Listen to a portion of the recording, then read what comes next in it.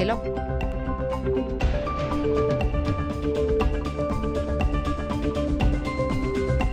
ይህ ኢትዮጵያ ቴሌቪዥን ነው።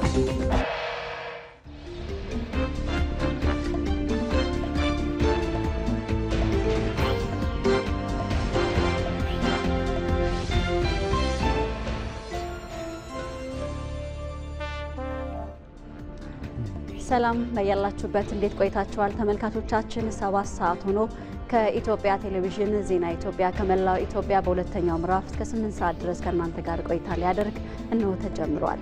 አብራችሁ እንድትቆዩ በአክብሮት ነው የምንጋብዘው። ዜናዎቹን እየመራን ነጻነት ፍቅሩና አሸናፊ እንዳለ ከእናንተ ጋር ቆይታ እናደርጋለን። በቅድሚያም አርዕስተ ዜናዎቹ። ኢትዮጵያና ማሌዥያ ያላቸውን የንግድ ግንኙነት ማሳደግ እንደሚገባ ፕሬዝዳንት ታዬ አጽቀሥላሴ ተናገሩ።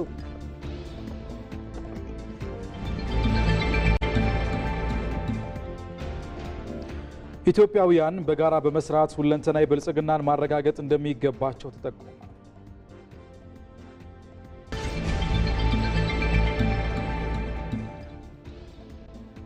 ኢትዮጵያ ታምርት ንቅናቄ ለ5 ዓመታት ከ5 በመቶ በታች ሆኖ የቆየውን የአምራች ኢንዱስትሪ ዘርፍ እንዲነቃቃ ማድረጉ ተገለጸ።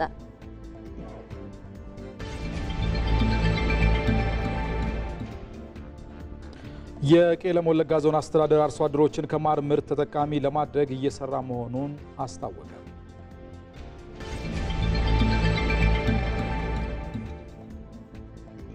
ከውጭ ቻይና ፉጂያን የተሰኘውን የተራቀቀ ሶስተኛ አውሮፕላን ተሸካሚ የጦር መርከቧን ማሰማራቷ ተገለጸ።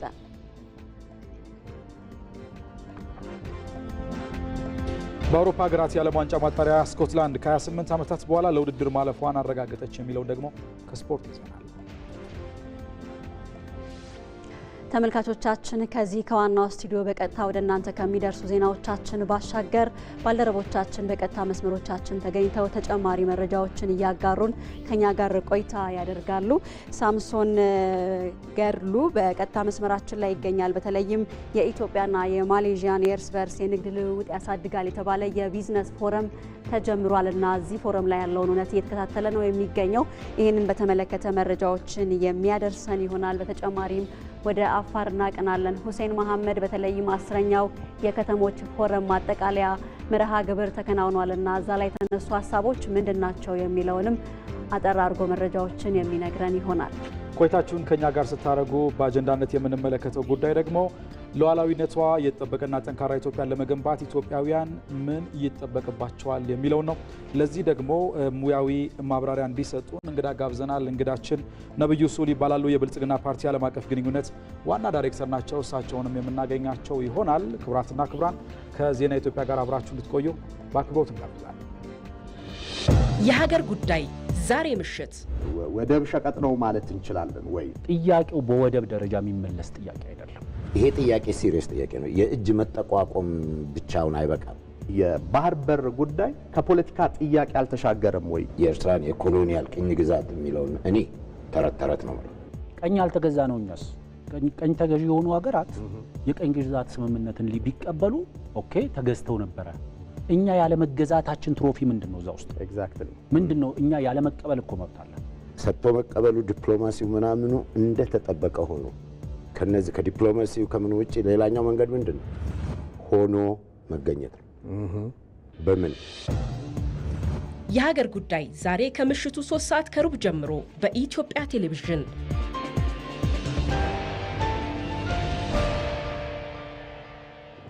ወደ ዜናዎቻችን እንሻገራለን። ኢትዮጵያና ማሌዥያ ያላቸውን የንግድ ግንኙነት ማሳደግ እንደሚገባ ፕሬዝዳንት ታዬ አጽቀሥላሴ ተናገሩ።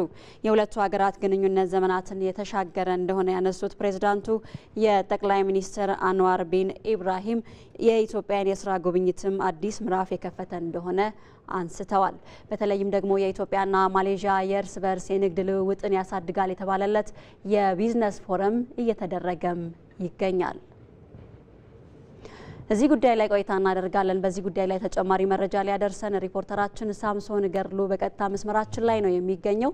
ሳምሶን እንዴት ውለሃል? በተለይ የኢትዮጵያና የማሌዥያን ሀገራት የንግድ ልውውጥን ለማሳደግ የቢዝነስ ፎረሙ የሚጫወተው ሚና ምንድነው ተባለ? እነዚህ መረጃዎችን ብታጋራን።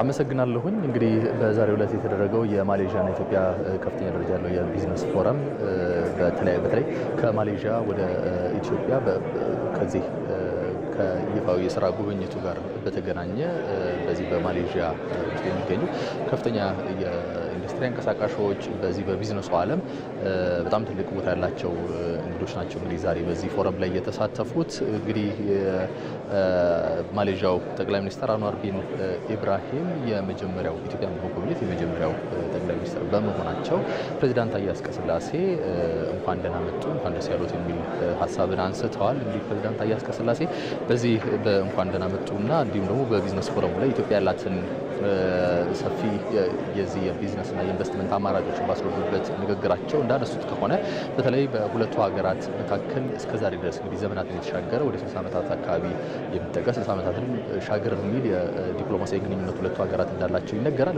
በዚህ የዲፕሎማሲያዊ ግንኙነታቸው ያላቸው የንግድ ለውጥን ብዛም መሆኑን አንስተዋል። እንግዲህ ሀገራቱ በተለይ አንድ የሚያደርጋቸው ወይም ደግሞ የሚያስተሳስራቸው የጋራ ታሪክ ባለቤት ወይም የጋራ ታሪክ ባለቤቶች ናቸው ብለን ማንሳት የምንችለው ነው። ሁለቱም ሀገራት በተለይ በሃይማኖት እንዲሁም ደግሞ በብሔር ተዋጽኦ ደረጃ ስንመለከታቸው ማሌዥያም ኢትዮጵያም ከፍተኛ ስብጥር ያላቸው ሀገራት ናቸው። ስለዚህ ይህንን ሀብታቸው ይህንን የሚያመሳስላቸው ይህንን አንድ የሚያደርጋቸውን እሴት ወደ ንግድና ኢንቨስትመንት እንዲሁም ደግሞ ዲፕሎማሲያቸውን በማሳደግ ረገድ ሊጠቀሙበት እንደሚገባ ጭምር አንስተዋል ፕሬዚዳንት ታዬ አጽቀሥላሴ። እንግዲህ ይህ በሁለቱ ሀገራት መካከል ያለውን የንግድ ልውውጥ ስንመለከት እንደው በትንሹ እንኳን ለማሳየት ያክል እንግዲህ ባለፉት ዓመታት ወደ 26 በመቶ አካባቢ እድገት እያመጣ እንደሆነ አንስተዋል። በተለይ ከ2019 ከ2023 ያለውን እንኳን ብንመለከት ኢትዮጵያ ከ1.8 ቢሊዮን ዶላር በላይ ምርትን ከማሌዥያ አስገብታለች።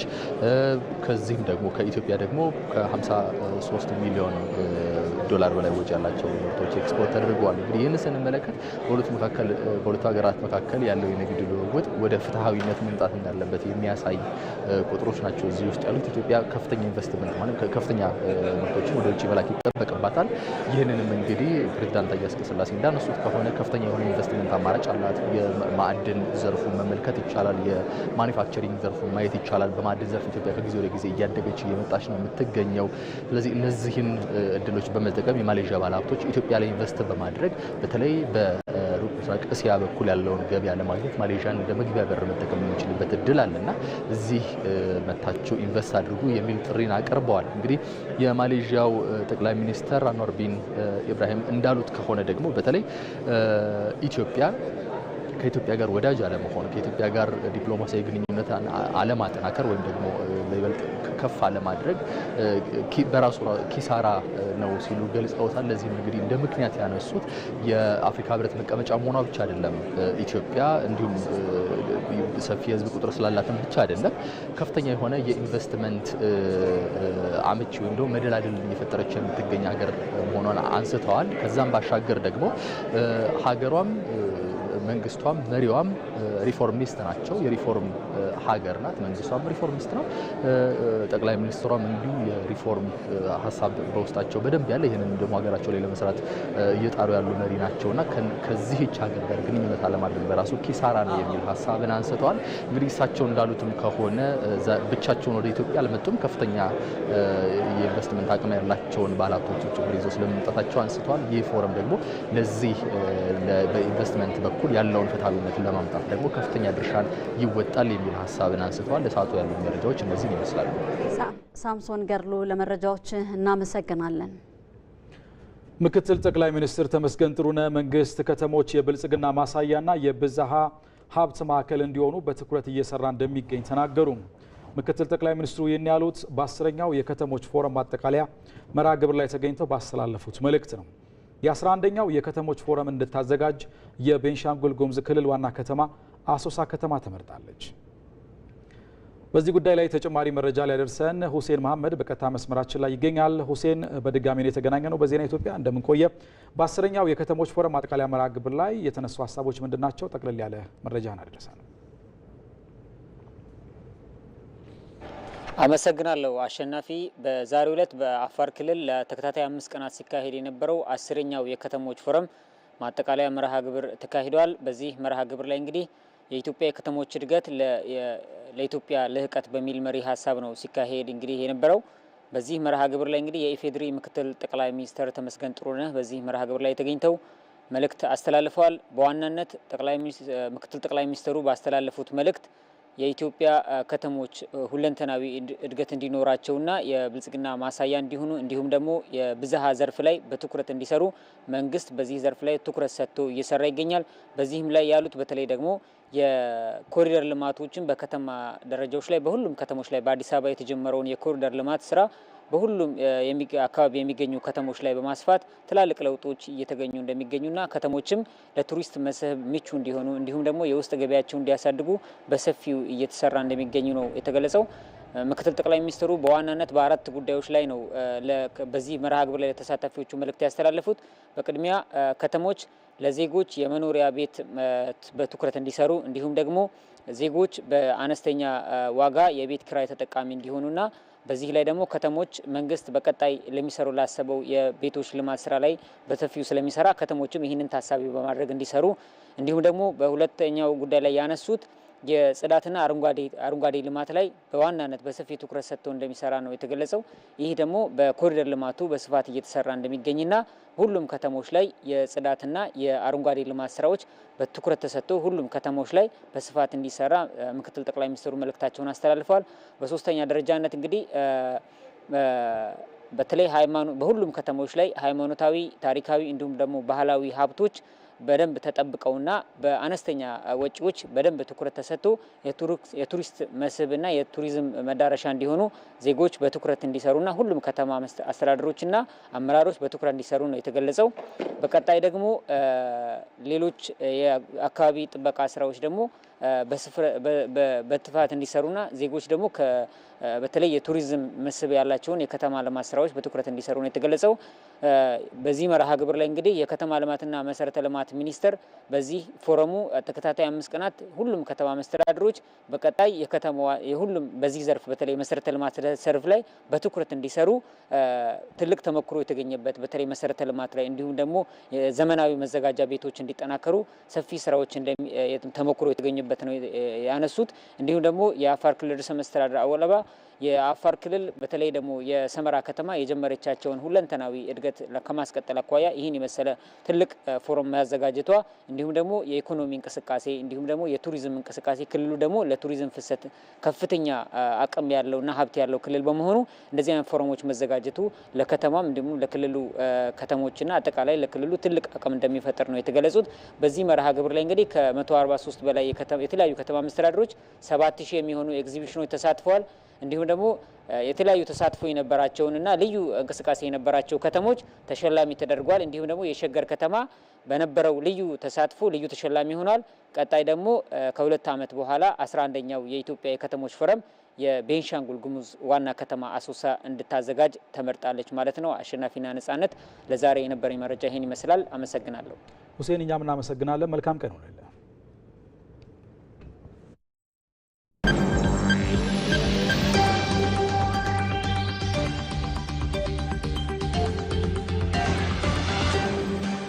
ኢትዮ መልህቅ ኢትዮጵያ የውስጣዊ ችግሮቿን በንግግር እንዳትፈታ ቀለብም ቀለሃም የሚሰፍሩ ሀገራት ኢትዮጵያን እያመሱ አይኖሩም፣ በቃችሁ ይባላሉ ስለመባሉ በመልህቃችን ላይ እናነሳዋለን። ኢትዮጵያ በቀይ ባህር ላይ ከፍተኛ መዋለ ንዋይ አፍስሳለች። በተለይም በአሰብ ወደብ ላይ የውጭ ጉዳይ ሚኒስትሩ ዶክተር ጌዲዮን ጢሞቴዎስ በጉዳዩ ላይ የሰጡትን አስተያየትም በጥልቀት እንፈትሸዋለን። የኢትዮጵያ መንግስት በቀይ ባህር ላይ የተፈጸሙ ታሪካዊና ህጋዊ ስህተቶችን የማረም ጉዞ ምን ይመስላል የሚለውን በመልህቃችን ይፈተሻል።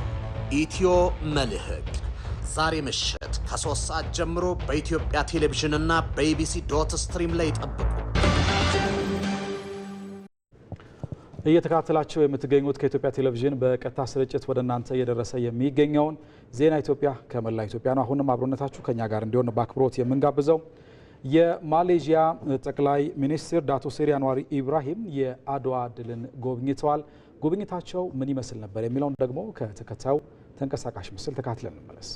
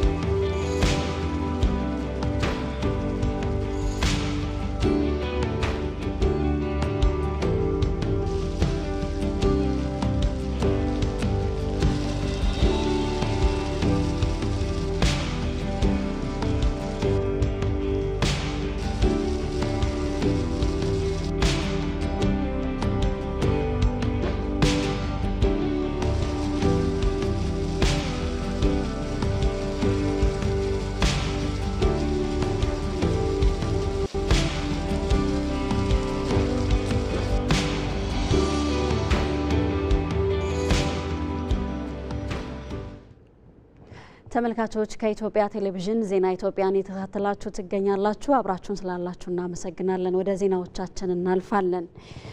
የአዲስ አበባ ከተማ ከፍተኛ አመራሮች የኢትዮጵያ አርቲፊሻል ኢንተለጀንስ ኢንስቲትዩትን ጎበኙ።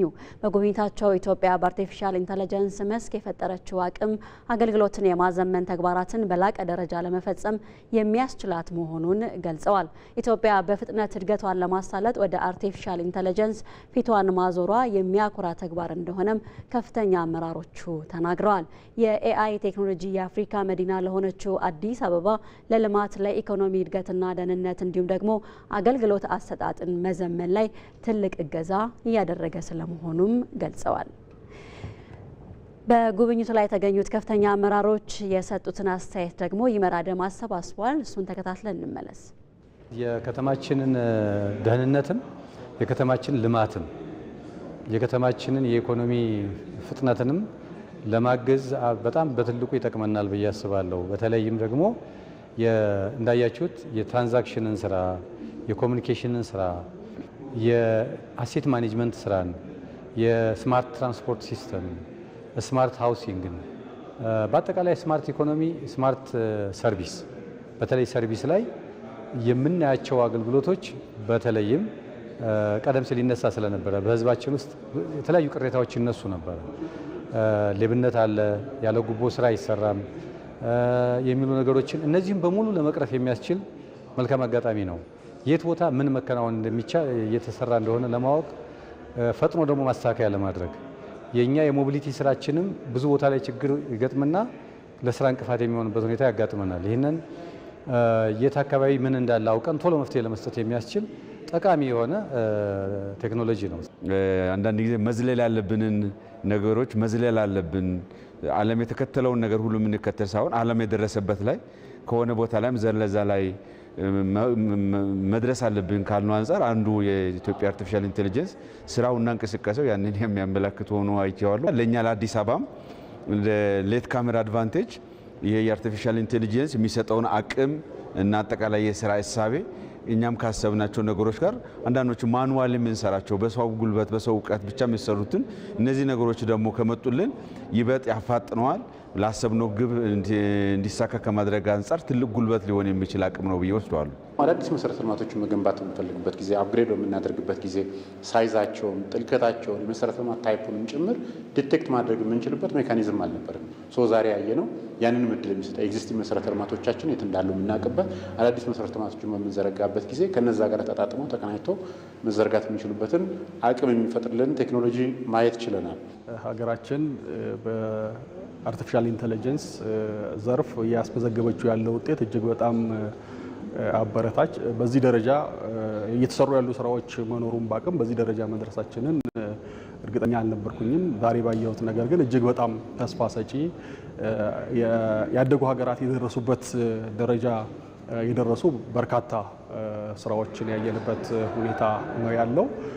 ሁለገብ በሆነ መልኩ በኢኮኖሚውም በማህበራዊውም አገልግሎት አሰጣጡን በማዘመን ረገድም እንደ ሀገር የጀመርናቸው ስራዎች ውጤታማ በሆነ መልኩ ማሳካት እንድንችል የሚያስችሉ አጋዥ አቅሞች ያየንበት ሁኔታ ነው ያለው።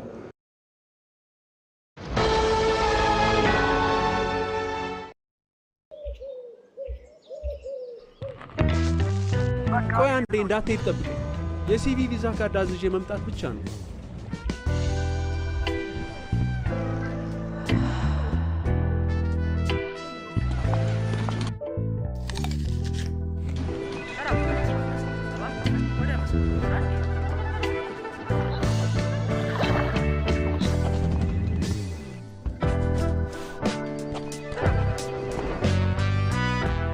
ባንኮ በመዳፉ በያዙት ስልኮ ቤቶ ድረስ ከተፍ ይላል። ሰላም ጤና ይስጥልኝ። በማንኛውም ሰዓት በተመቸው ቀን ባሉበት ሆነው የኢትዮጵያ ንግድ ባንክን ቪዛ ካርዶን በስልኮ ማዘዝ ይችላሉ። የሲቢ ሞባይል ባንኪንግ መተግበሪያውን ይክፈቱ። ባንኪንግ የሚለውን ይክፈቱ። ቪዛ ካርድ ሰርቪስ የሚለውን ይምረጡ።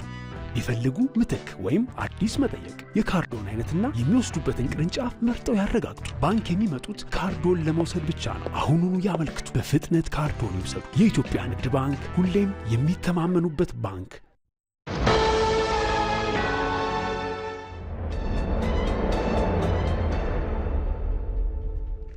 ተመልካቾች አሁን ደግሞ በአጀንዳነት ወደምንመለከተው ጉዳይ አልፈናል። ኢትዮጵያውያን በአብሮነት በመተሳሰብ ለጋራ ህልም በመስራት ሁለንተናዊ ብልጽግና በማረጋገጥ ለሀገር ልዕልና መስራት እንደሚገባቸው ይገለጻል። ህብረ ብሔራዊ አንድነት በመገንባት የሀገር ልዕልናን የሚያረጋግጥ ጉዞ በሁሉም ዘርፍ ተጠናክሮ መቀጠል እንደሚኖርበትም ይታመናል። ምንተስኖት ይልማ በዚህ ጉዳይ ላይ ተጨማሪ አዘጋጅቷል። ኢትዮጵያ ትላንት ከራሷ አልፋ ድንበር ተሻግራ ወታደር ልካ ሰላም ያስከበረች ማህፀነ ለምለም ስለመሆኗ ታሪክም እውነታም ነው። ሀገር የአፍሪካ የነጻነት ቀንዲል የአድዋ ድል ባለቤት ሆና ስታበቃ እንዴት ብርቱ ክንዷ ዝሎ ለምጽዋት ተዘረጋ? ስለምንስ ሌማቷና ጓዳዋ ጎሎ ከሁለንተናዊ የልዕልና ከፍታ ወርዳ ለጥቃቅን ነገሮች እጅ ሰጥታ የስልጣኔ ብኩርናዋ በድህነት ተቀየረ? የሚለው የብዙዎች የኢትዮጵያውያን የቁጭት ጥያቄ ነው። የአድዋ ልጆችን ለኢትዮጵያ ልዕልና እንዳይተጉ ከጋረደ ድካም የማንቂያ ደውል ከስንፍና መላቀቂያ ምልክት ለአንዲት ሀገር የሚከፈል ውድ የፍቅር ስጦታ የሆነው የትውልዱ ቁጭት የትላንቱን ሐዘን የዛሬውን ብሶት ረስቶ ነገን ለማሳመር በአዲስ ጉልበት እንደገና ለመቆም ምክንያት ሆኗል። ከአድዋ እንማር ስንል ምን ለማለት ነው? ያ ኮሚትመንት የመጨረሻ ለሀገር የተከፈለ የሀገር ፍቅር መገለጫ ጥጉ ነው። የአድዋ ጀግኖች ልጆች ሆነን የልጅ ልጆች ሆነን ወራሽ ሆነን አሁን ለኢትዮጵያ ሉዓላዊነት ለመናገር፣ ለመስራት፣ ለመተባበር ለምን ደከመ? ኢትዮጵያ እናታችን አይደለችም? አገራችን አይደለችም? ለእናት ሀገር ይሄ ይገባል ወይ? ይህ ኢትዮጵያን ወደ ጅምር ታላቅነቷ የሚመልስ ልዕልናዋን የማረጋገጥ የታላቅ ሕልም ጉዞ ወርቅ በእሳት እንደሚፈተን በአንድ በኩል ትንፋሽ በሚያሳጥር አዲስ ተስፋ ሰንቀው ለላቀ ድል ሌት ተቀን ደፋ ቀና የሚሉ እልፍ አእላፍ የልጆቿን ትጋት ለተመለከተ በኢትዮጵያ ሰማይ ፀሐይ እንዳትጠልቅ ከድህነት ጋር የሚደረግ ትግል ላየ፣ በሌላ በኩል ደግሞ ሀገርን ከአዲሱ የለውጥ መንገድ አደናቅፎ ለማስቀረት እዚህም እዚያም ያሉ እንቅፋቶች ላስተዋለ ያለ መስዋዕትነት ስኬት እንደሌለ ማሳያ እንደሆነ በርካቶች ይስማማሉ። ሀገር በልጆቿ እንደምትገነባ መሬቷን ተጠቅማ የአውሮፓ የዳቦ ቅርጫት የሚል ስምን ባተረፈችው ዩክሬን እንደሆነው ጃፓን፣ ደቡብ ኮሪያና ሲንጋፖር ታላቅ ሀገር የመገንባት ማሳያ ሲሆኑ፣ በአንጻሩ ደግሞ ሀገር በልጆቿ እንደምትፈርስ ሶሪያ፣ የመን፣ ሊቢያን የተመለከተ አንድ አይን ያለው በአፈር አይጫወትም ነውና ጠንካራ ሀገርን የመገንባት ጉዳይ ለድርድር አይቀርብም። ልክ አባቶቻችን በጸረ ኮሎኒ ትግል ደማቸውን አፍስሰው በጋራ በአንድነት ተጋድለው ለአፍሪካ የነጻነት ምሳሌ እንደሆኑት ሁሉ ዛሬ ያለው ትውልድ በህብረት በአንድነት በቀና አእምሮ ቢሰራ ኮሪያ ኮሪያ እንዳልነው፣ ሲንጋፖር ሲንጋፖር እንዳልነው፣ ዱባይ ዱባይ እንዳልነው ኢትዮጵያ ኢትዮጵያ ይባላል። በዓለም ላይ ትክክለኛ ቦታዋን ትይዛለች። ከዓለም ወደ ኋላ ለመቅረቷ ምክንያት እንዳይኖራት ተደርጋ የተፈጠረች እስኪመስል ድረስ ብዙ ጸጋን የተቸረች ሀገር ኢትዮጵያ የተፈጥሮ ሀብቷን ከከርሰ ምድር ጸጋዎቿ ጋር አስተባብራ ብትሰራ የተፈጥሮ ሀብታም የልማት ድሃ የሚለውን አሮጌ ተረት ለመቅበር ከኢኮኖሚያዊና ፖለቲካዊ ጥገኝነት ተላቆ ከዓለም ጋር ተወዳዳሪ የሚያደርግ የእውቀት ጉልበት የኢትዮጵያን ልዕልና ለማረጋገጥ ሁለንተናዊ ብልጽግናን ለማብሰር መሻገሪያ መንገድ እንደሆነ ይነገራል። ነገር ግን የተቀደሰ ዓላማን መያዝ አሊያም መልካም ርዕይን መሰነቅ ብቻውን ወደምንፈልገው ሁለንተናዊ ልዕልና ስለማያደርስ ያጋጠሙ ዕድሎችን በመጠቀም ፈተናዎችን በማለፍና በትጋት በመስራት ከጊዜ ጋር መሽቀዳደም የውል እውነት በመሆኑ መጪው ትውልድና አዲሲቷ ኢትዮጵያ የሀሳብ መነሻና የፈጠራ መፍለቂያ በመደመር መንግስት እሳቤ የእድገት ምህዋር በመግባት ካለንበት ሁኔታ መስፈንጠሪያ መንገድ የማትደፈር ሀገርን መገንባት የማንረዳ የማንለምን ግን የምንረዳ የኢትዮጵያ ህልውና ጥያቄ ውስጥ የማይገባ ልጆቻችን በተሻለ ሀገር ስደት ቀንሰው የሚኖሩባትን ኢትዮጵያ ለመፍጠር አበክረን እንሰራለን።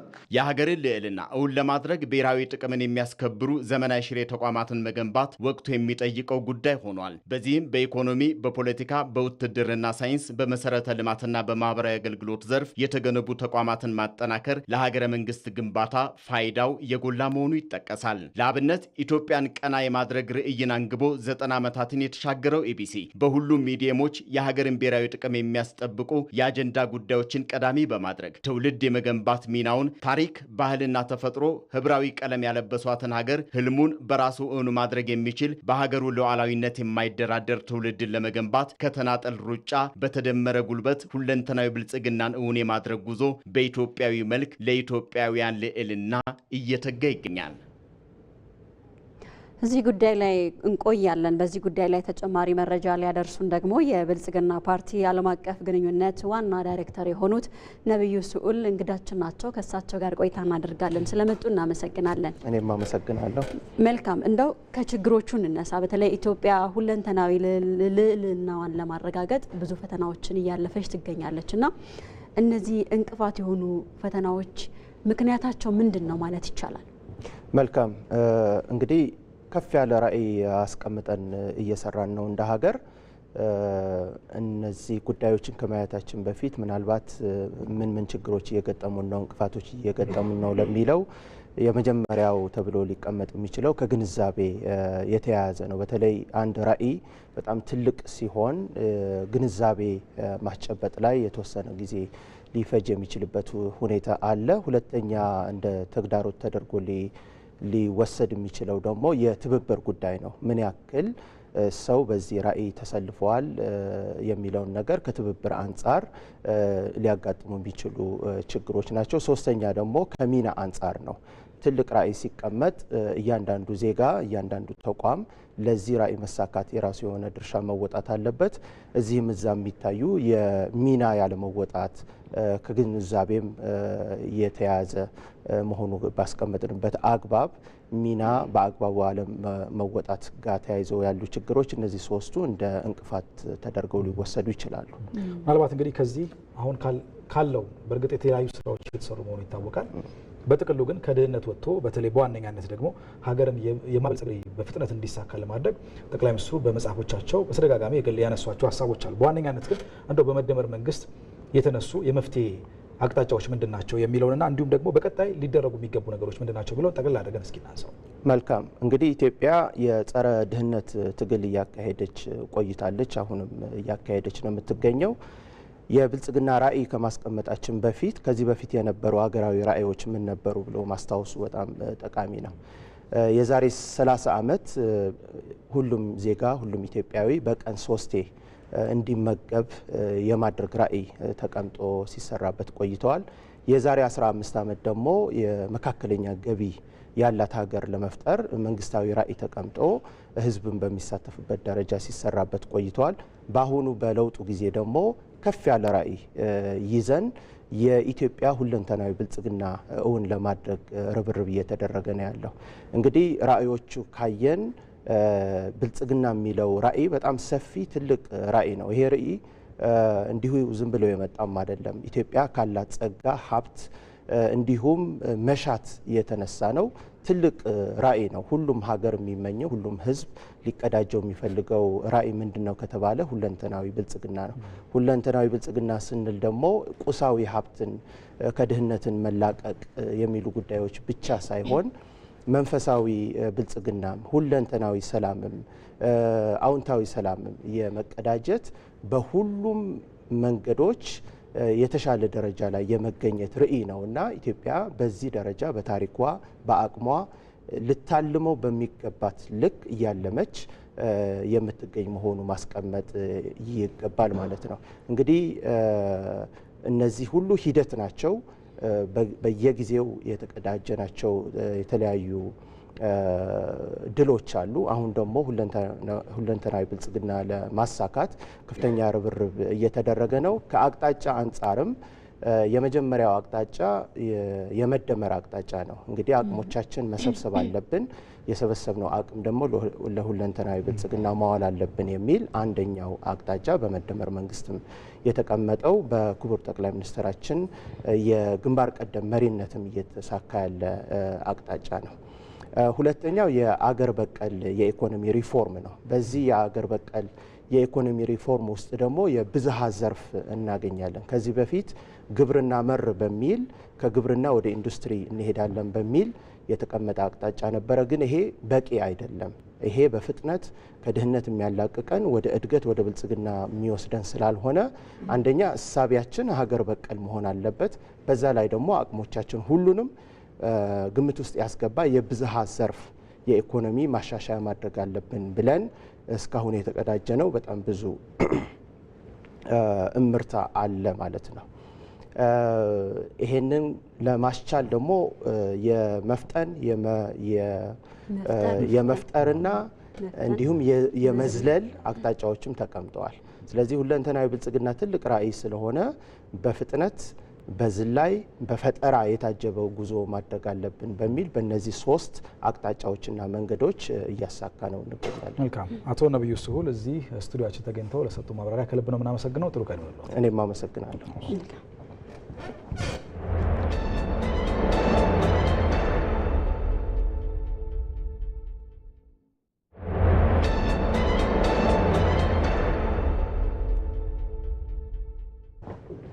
ተመልካቾቻችን በትላንትናው ዕለት የማሌዥያው ጠቅላይ ሚኒስትር ወደ አዲስ አበባ ለይፋ የስራ ጉብኝት መግባታቸው ይታወቃል። ወደ አዲስ አበባም ጠቅላይ ሚኒስትሩ ሲገቡ የጠቅላይ ሚኒስትር አብይ አህመድ አቀባበል አድርገውላቸዋል። ይህንን አቀባበል ምን እንደሚመስል በተንቀሳቃሽ ምስል ተከታትለን እንመለሳለን።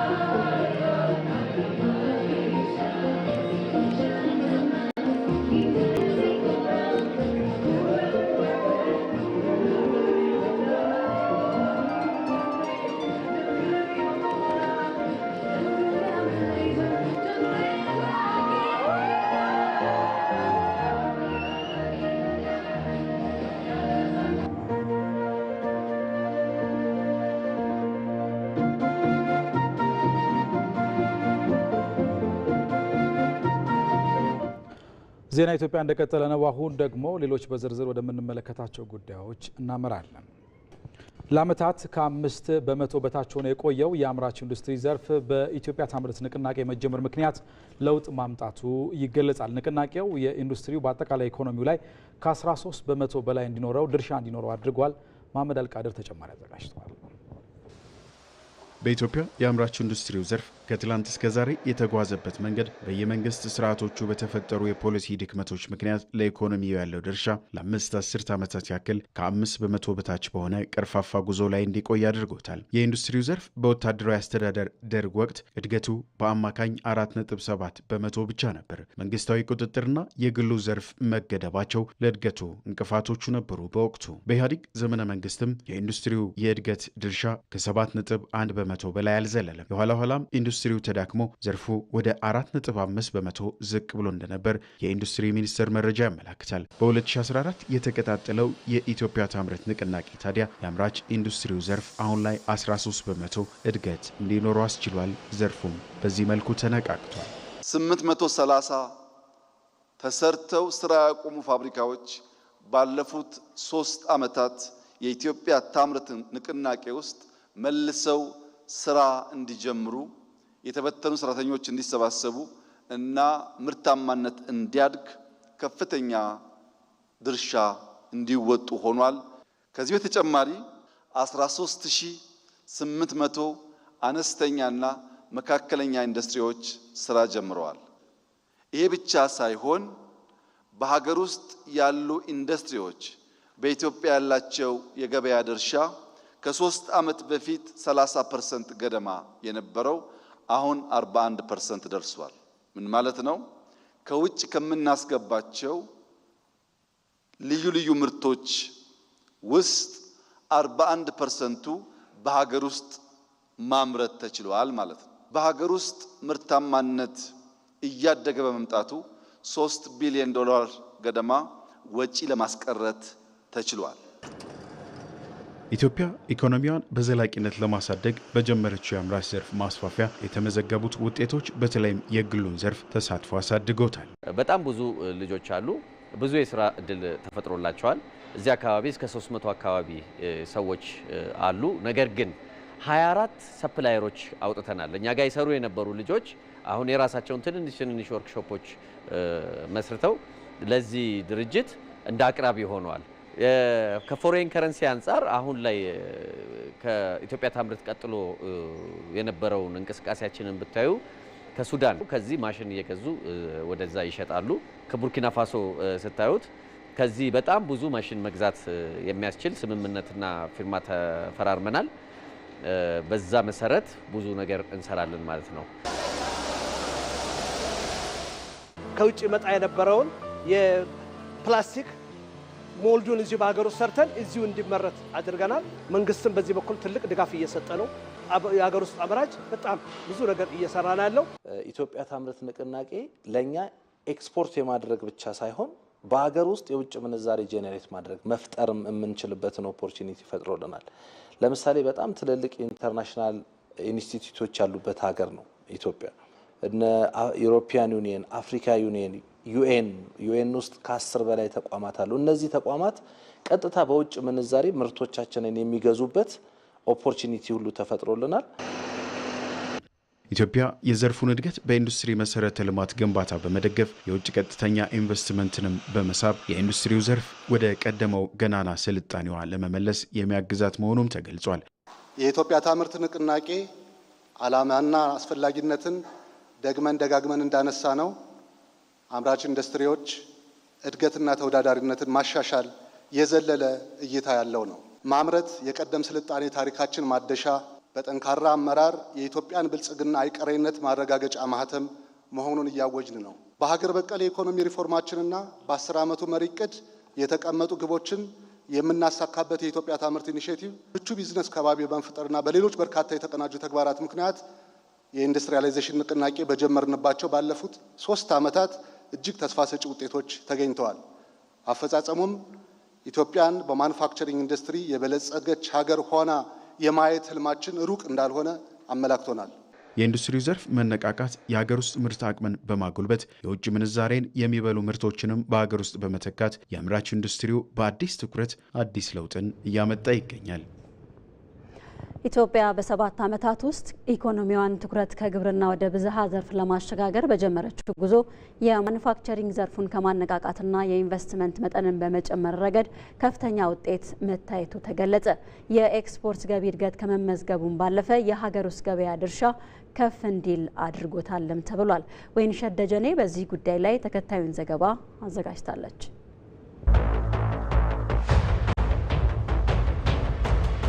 ባለፉት 7 ዓመታት የኢትዮጵያ ኢኮኖሚ መዋቅር መሰረታዊ የሆነ የለውጥ ጉዞ ተጀምሯል። መንግስት ትኩረቱን በፖሊሲና በብሔራዊ ንቅናቄ ላይ በማድረግም ከውጭ ጥገኝነት የመውጣትና የሀገር ውስጥ ምርትን የማስቀደም ጠንካራ ሀሳቤን በተግባር አንጸባርቋል። የዚህ የለውጥ ዋና ምሰሶ የሆነው ደግሞ የማኑፋክቸሪንግ ዘርፍ ነው። የማኑፋክቸሪንግ ዘርፉ በሁለት ቁልፍ ዓላማዎች ላይ ተመስርቶ እየተመራም ይገኛል። እነዚህም የሀገር ውስጥ ምርትን ማጠናከርና የንግድና ኢንቨስትመንትን መሳብ ናቸው። በተወሰዱት እርምጃዎችም አበረታች ለውጦች ተመዝግበዋል። የኢንቨስትመንት ፍሰት መጨመር የማኑፋክቸሪንግ ዘርፍ ባለፉት ዓመታት በኢንቨስትመንት ላይ ከፍተኛ ጭማሪ ማሳይቷል። በአንድ ዓመት ውስጥ ብቻ የዘርፉን ኢንቨስትመንትም 40% ጭማሪ ማሳየቱ ባለሀብቶች በኢትዮጵያ የኢንዱስትሪ እድገት ላይ ያላቸውን ተስፋ ያሳያል። Ethiopia today is the most attractive investment destination in Africa. ኢትዮጵያ በአፍሪካ ተመራጯ የኢንቨስትመንት መዳረሻ ናት። መንግስት ያደረጋቸው የሪፎርም ስራዎችና የኢኮኖሚው ለውጭ ኢንቨስትመንት ክፍት መሆን ለኢንቨስትመንት እድገት ትልቅ ድርሻ አላቸው። ኢትዮጵያ ቁልፍ ዘርፎች ለግሉ ዘርፍ ክፍት ማድረጓ ዓለም አቀፍ ኢንቨስተሮችን እንድትስብ አድርጓታል። የማክሮ ኢኮኖሚና ለኢንቨስትመንት ምቹ የሆኑ ሪፎርሞች ኢትዮጵያ ለቢዝነስ ዝግጁ የሆነች ሀገር እንድትሆን ትልቅ ድርሻን አበርክተዋል። የኢትዮጵያ አጠቃላይ ስራዎች ኢትዮጵያ በአፍሪካ በቀጣናውና በዓለም አቀፍ ደረጃ የንግድ መግቢያ በር ያደርጋታል። የዳንጎቴ ግሩፕ ያለውን ልምድ በመጠቀም የጋራ ሽርክና ስራው ለኢትዮጵያ የኢንዱስትሪ ትራንስፎርሜሽንና የግብርና ምርታማነት እድገት መሰረት እንዲሆን አበክሮ ይሰራል። የሙያና የቴክኒክ ስልጠና መስፋፋት ደግሞ መንግስት በሙያና በቴክኒክ ስልጠና ላይ ትኩረት ማድረጉን ያሳያል። ለበርካታ ዜጎች አዲስ የስራ ዕድል ተፈጥሯል። ይህ በሺዎች የሚቆጠሩ ሰዎችን ከስራ አጥነት በማውጣት ለፋብሪካዎችና ለኢንዱስትሪ ፓርኮች የሰለጠነ የሰው ኃይል በማቅረብ ፍሬያማ ትውልድ ለመፍጠር ትልቅ አስተዋጽኦ እያበረከተ ይገኛል።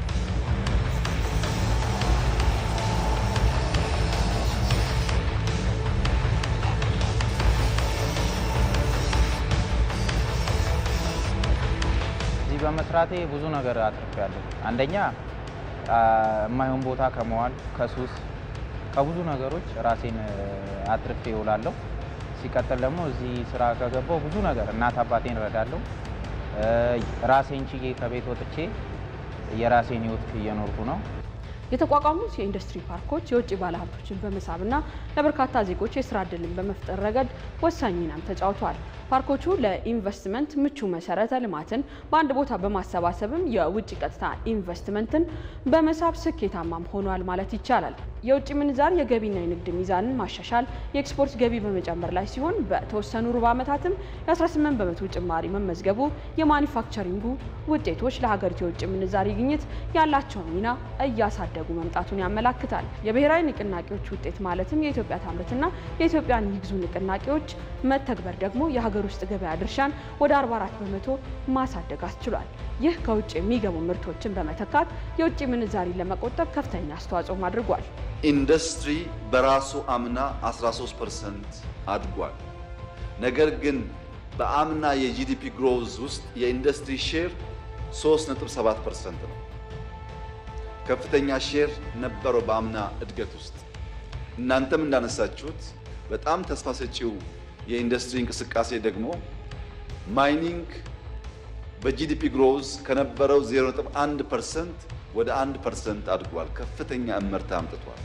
በድምሩ የአምና እድገት በንጽጽር ሻል ያለ እድገት ተብሎ ሊወሰድ የሚችል ሲሆን በዚህ ዓመት ግን ካለምንም ጥርጥር ደብል ዲጂት ይገባል እድገታችን። እነዚህ የተመዘገቡ አበረታች ለውጦችን ለማስቀጠል የማኑፋክቸሪንግ ዘርፉን ዓለም አቀፍ ተወዳዳሪ ለማድረግና የዘላቂ እድገት ምሰሶ እንዲሆን ለማድረግ የጀመሩ ስራዎችን ማጠናከር፣ ዓለም አቀፍ ተወዳዳሪነትን መጨመር፣ የውጭ ቀጥተኛ ኢንቨስትመንትን የማሳደግ ስራውን ማጠናከርና ኢንዱስትሪውን ከግብርና ዘርፍ ጋር የማስተሳሰር ስራዎችም በአጠቃላይ ዛሬ የተጀመሩ ስኬቶች ጠንካራ መሰረት እንዲይዙ በማድረግ ዘርፉ ኢኮኖሚውን የሚሸከም ሆኖ እንዲያድግ የማድረግ ጥረቶች ቀጣይም ይጠበቃሉ።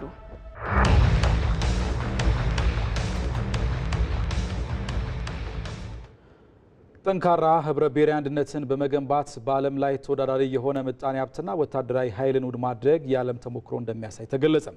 ጠንካራ ህብረ ብሔራዊ አንድነትን የገነቡ ሀገራት ለዚህ ጥሩ ማሳያ ስለመሆናቸውም ተነስቷል። ተስፋዬ ጫኔ ተጨማሪውን ይዟል።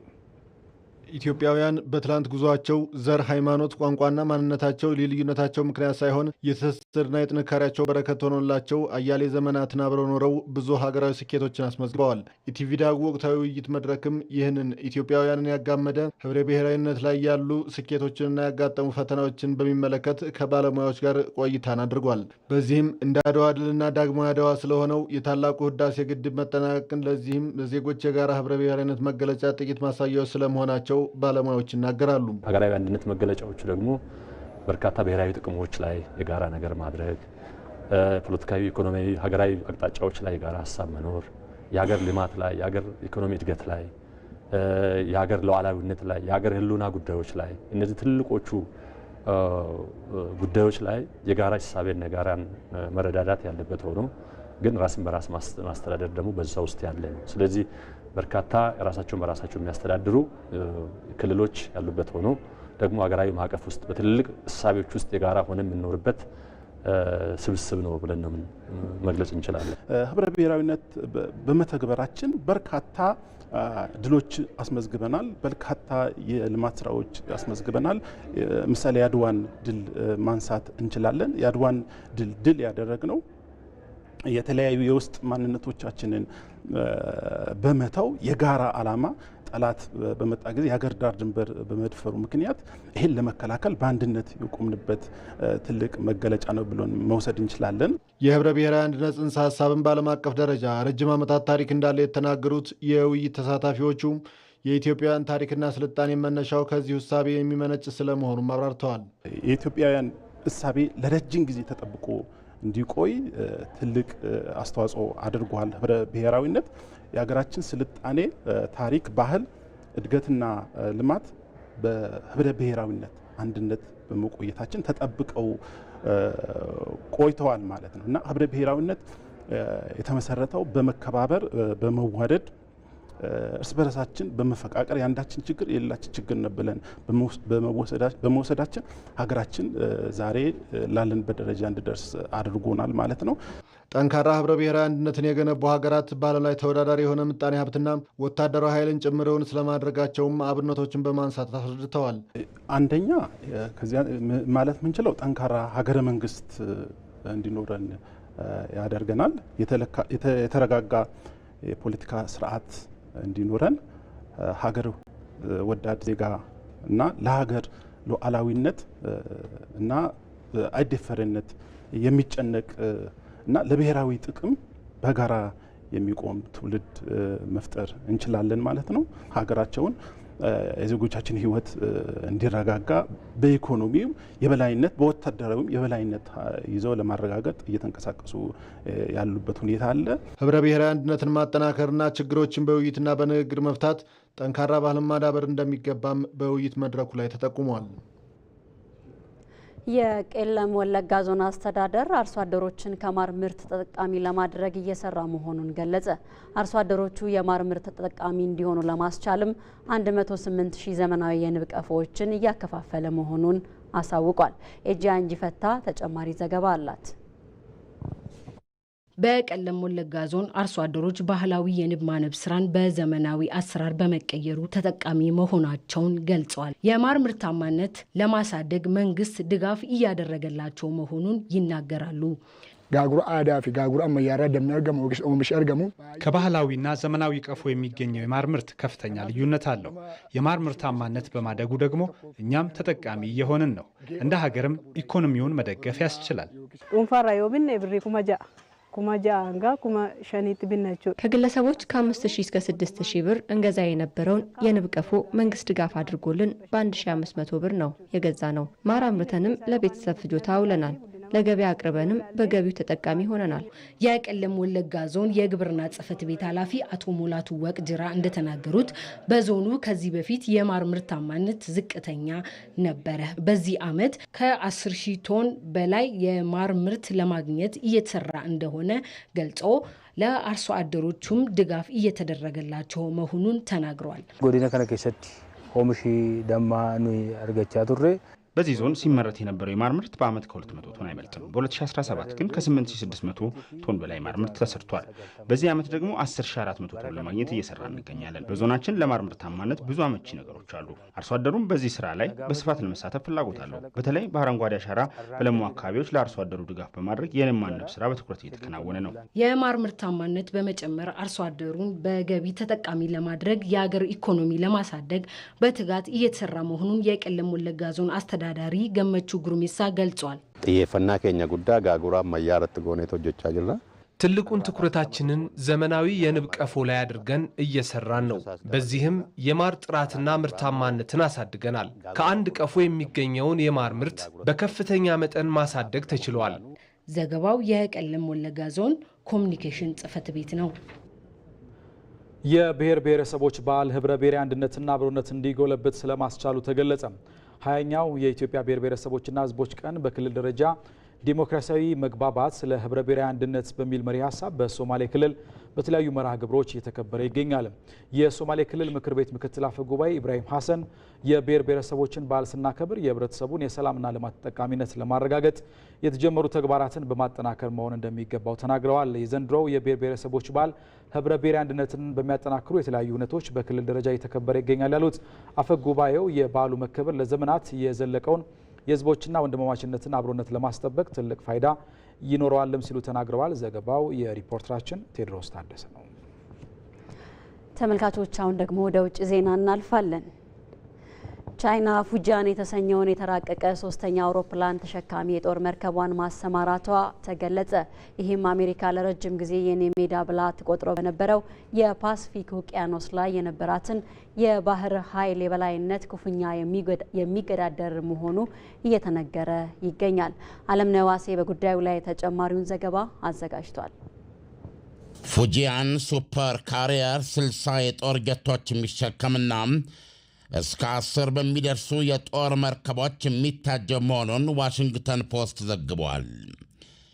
ጋዜጣው የአሜሪካ፣ የጃፓን፣ የታይዋንና የቻይና ተንታኞችን ጠቅሶ እንደጻፈው አዲሱ የቻይና ሱፐር ካሪየር ወደ ግዳጅ መግባት በቤጂንግና በዋሽንግተን መካከል የነበረውን የባህር የኃይል ሚዛን ልዩነት ስፋት በእጅጉ ያጠበዋል። በተጨማሪም ቻይና በደቡባዊ ቻይና ባህርና ታይዋን ሰርጥ ላይ ያላትን የይገባኛል ጥያቄዋን የሚቀናቀኑ ባላንጣዎቿ ላይ ተጨማሪ ስጋት መጋረጥ ያስችላታል። መቀመጫውን በዋሽንግተን ያደረገና የኤሽያ መከላከያ ላይ ያተኮረ አሰላሳይ ድርጅት ዲሬክተር ሊል ጎልድስተን በቻይና ወታደራዊ መድረስ ተመስጠዋል። ስለ እውነት አሉ፣ አዲስ ዘመን ውስጥ እየገባን ነው። ቻይና በአሜሪካ ብልጫ ከተወሰደባት አውሮፕላን ተሸካሚ የጦር መርከቦች ውጪ በከፍተኛ ተዋጊ መርከቦች ከመሬት በሚወነጨፉ ቦሊስቲክና ክሩዝ ሚሳይሎች ብዛት ከአሜሪካና ከራሽያም በላይ የምድራችን ልዕለ ኃያል ነች። 2 ሚሊዮን ዝግጁ ቋሚ ጦር ሰራዊት ያላት ብቸኛዋም ሀገር ናት። በአውሮፕላን ተሸካሚ ግዙፍ የጦር መርከቦች የብረት ደሴቶች ይሏቸዋል አንዳንዶች፣ ግን ከአሜሪካ ወደ ኋላ የቀረች ነበረች። አሁን ፉጂያንን ወደ ሥራ ማስገባቷም አሜሪካ በገዛ ጓሮዋ አስጠብቃ የቆየችውን የበላይነት የማመናመን ግቧን ወደ ጫፍ አቃርቦላታል። ፉጂያን የሚሸከማቸውን የጦር አውሮፕላኖች በከፍተኛ ፍጥነት ተነስተው እንዲበሩ የሚያስችለውን መግነጢሳዊ ወስፈንጥር ያለው በመሆኑ ከአሜሪካ ጋር ብቸኛ የዚህ ቴክኖሎጂ ተጋሪ አድርጎታል። ይህ አንጸባራቂ የአውሮፕላን ተሸካሚ የጦር መርከብ ባለቤትነት የቻይና ፕሬዚደንት ዢ ጂንፒንግ ሀገራቸው በፈረንጅ አቆጣጠር እስከ 2049 ድረስ የዓለማችን ምርጡ ልዕለ ኃያል ጦር ባለቤት እንድትሆን ያላቸውን ዕቅድ በእምርታ ደረጃ ያራመደ እንደሆነ ታምኖበታል። ሱፐር ካሪየሩ ፉጂያን ግንባታው አልቆ ወደ ውሃ የገባው በቻይና ደቡባዊ ወታደራዊ ማዕከል ከሆነችው ሃይናን ነበረም። በሥነ ሥርዓቱ ላይ ፕሬዚደንት ሺ ጂንፒንግ ቅጠልያ ወታደራዊ ጃኬት ለብሰው መገኘት ብቻ ሳይሆን የጦር ጀቶቹን ወደፊት ገፍቶ በኃይል የሚያስፈነጥራቸውን መግነጢሳዊ ወስፈንጥር ቁልፍ በመጫን ነበር ያስጀመሩት።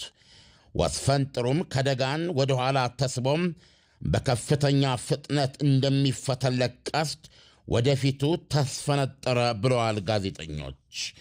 በርካታ ተልእኮዎችን መወጣት የሚችለው ሱፐር ካሪየር ፉጂያን የብረት ደሴት በሚያክል ደረቱ ላይ የሚጭናቸው ተዋጊዎች፣ ራዳር ስውር ጀቶች፣ የቅኝት አውሮፕላኖች እና ሌሎችም ሲሆኑ ከሚያጅቡት የጦር መርከቦች መካከል ደግሞ ጸረ መርከብ ክሩዝ ሚሳይሎች የሚታጠቁ ክሩይዘርስ የሚገኙበታል ተብለዋል።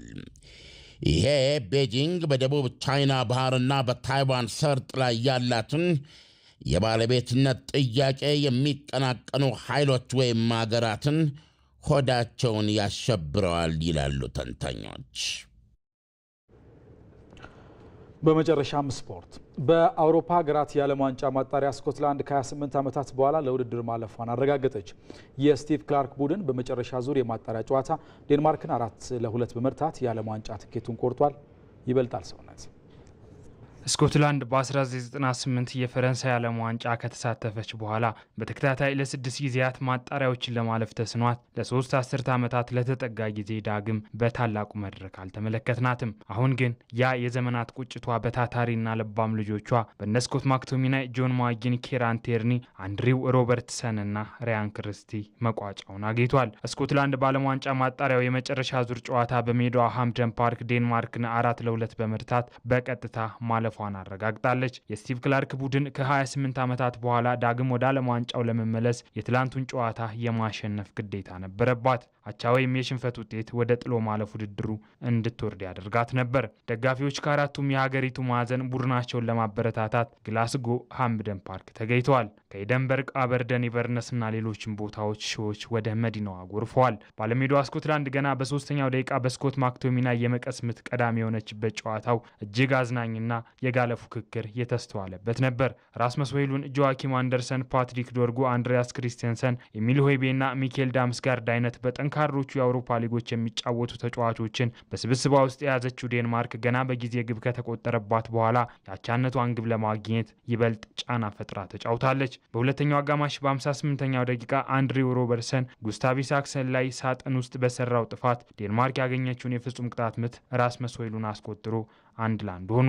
በሜዳው ሃምፕደን ፓርክ እንደመጫወቱ ከመጀመሪያው እስከ መጨረሻው ሞቅ ያለ የደጋፊ ድባብ ያልተለየው የስኮትላንድ ብሔራዊ ቡድን በ78ኛው ደቂቃ በላውረንስ ሻንክላንድ አማካይነት በድጋሚ መልስ ሰጠና ወደ 2-1 መሪነት ተሸጋገረ። በውሳኔ ሰዓት የተቆጠረባት ግብ የማያባራ ጫና ፈጥሮ ከመጫወት ያላናጠባት ዴንማርክ ከ4 ደቂቃዎች በኋላ በ82ኛው ደቂቃ በፓትሪክ ዶርጉ አማካኝነት ዳግም ያቻነቷን ግብ አስቆጠረች። ነገር ግን ኬራን ቲርኒና ኬኒ ማክሊን ያስቆጠሩ የጭማሪ ደቂቃ 2 ጎሎች ዴንማርክ በቀጥታ ለማለፍ ያደረገችውን ጥረት ውጤት አልባ አድርጎታል። ባለቀ ሰዓት ከፍጹም ቅጣት ምት ሳጥኑ ጠርዝና ከራሷ የስኮትላንድ የሜዳ ክፍል የተቆጠሩ ግቦች ናቸው ከ28 ዓመታት በኋላ ወደ ዓለም ዋንጫው የመለሷት። ዴንማርክ ተከላካዩ ራስመስ ክሪስቲንሰን በ62ኛው ደቂቃ በ2 ቢጫ ካርድ ከሜዳ ወጥቶባት ቀሪ ከ30 በላይ ደቂቃዎችን በ10 ተጫዋቾች ለመጨረስ ተገዳለች። ስኮትላንድ በሜዳዋና በደጋፊዋ ፊት ከመጫወቷ በተጨማሪ የቁጥር ብልጫ የፈጠረላት መልካም አጋጣሚ በአግባቡ ተጠቅማበታለች። ሀገሪቱ ለመጨረሻ ጊዜ ለዓለም ዋንጫው ያለፈችው የዛሬ 28 ዓመት በክሬግ ብራውን እየተመራች ነበር። ፈረንሳይ ባሰናዳችው ውድድሩ ላይ ከብራዚል፣ ሞሮኮና ኖርዌይ ጋር በአንድ ምድብ ተደልድላ ከምድቡ ማለፍ አልቻለችም ነበር። አሰልጣኝ ስቲቭ ክላርክ ቡድኑን ከተረከቡ በኋላ ግን በትውልድ ቅብብሎሽ የሚዘከር ታላቅ ጀብዱ እየሰሩ ነው። ስኮትላንድን ከ24 ዓመታት በኋላ ለ2020 የአውሮፓ ዋንጫ ያሳለፏት እኚህ አሰልጣኝ ናቸው። በድጋሚ ለ2024 የአውሮፓ ዋንጫ ማሳልፏታል። በሌላ ዜና ኦስትሪያ፣ ቤልጂየም፣ ስፔን እና ስዊዘርላንድ በቀጥታ ማለፋቸውን ትላንት ምሽት ያረጋገጡ ሀገራት ናቸው። ስፔን ከቱርክ 2-1፣ ኦስትሪያ ከቦስኒያ ሄርዞጎቪና 1-1፣ ስዊዘርላንድ ከኮሶቮ 1-1 እንዲሁም ቤልጂየም ሌችንስታይንን 7-0 አሸንፋ ነው የምድባቸው አውራ ሆነው ያጠናቀቁት። ተመልካቾች 6 ሰዓት የጀመረው ዜና ኢትዮጵያ በሁለት ምዕራፎች ወደ እናንተ እየደረሰ እስከዚህ ሰዓት ድረስ ቆይታ አድርጎ ተጠናቋል።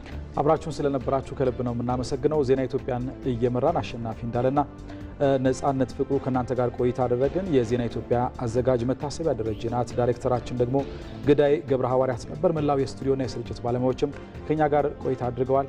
ጥሩ ቀን ይሁንላችሁ።